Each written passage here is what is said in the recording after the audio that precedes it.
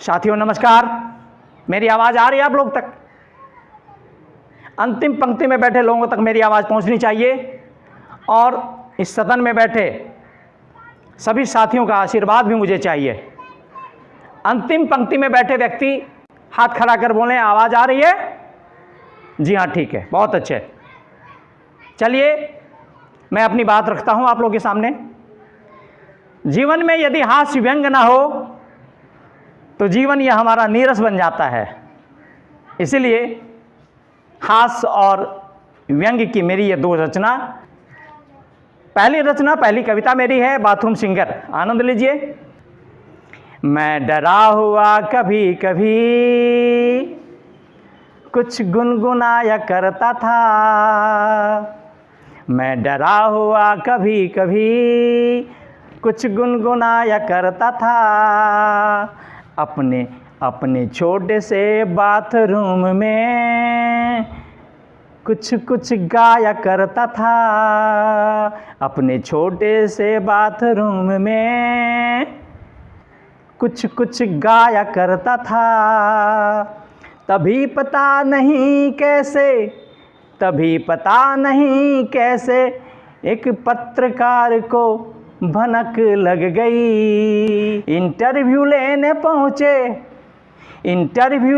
पहुँचे बोले, कैसे आपको ये सनक लग गई।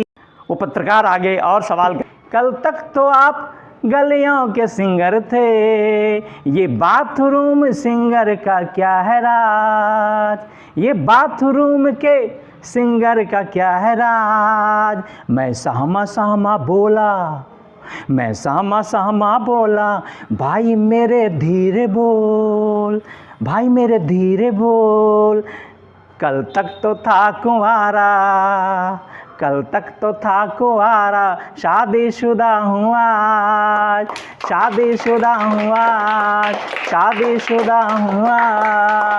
आप लोग का बहुत धन्यवाद, हृदय से आप लोग का आभार। आइए मैं अपनी दूसरी रचना पर आपको ले चलता हूँ। इस रचना का शीर्षक है रंगे हाथ। आइए प्रस्तुत है आप लोग के सामने। मैं एक दिन एक पान दुकान पर खड़ा हो पान चबा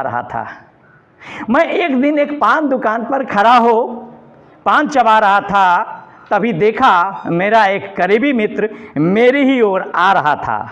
आते ही बोला, वाह यार, औरों पे फिलॉसफी और खुद पान चबाते हो। अरे तुम तो लंबे अरसे से तांबुल रोधी माने जाते हो।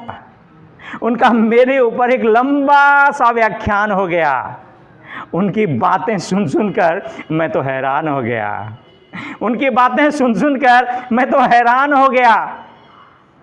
और कहा उसने पकड़े गए ना रंगे हाथ। मैं मन ही मन सोचा हद हो गई अभी बात।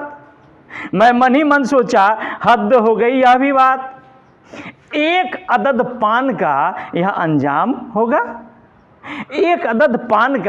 अंजाम होगा। रंगे मुंह और दांत, लेकिन यह हाथ मेरा बदनाम होगा।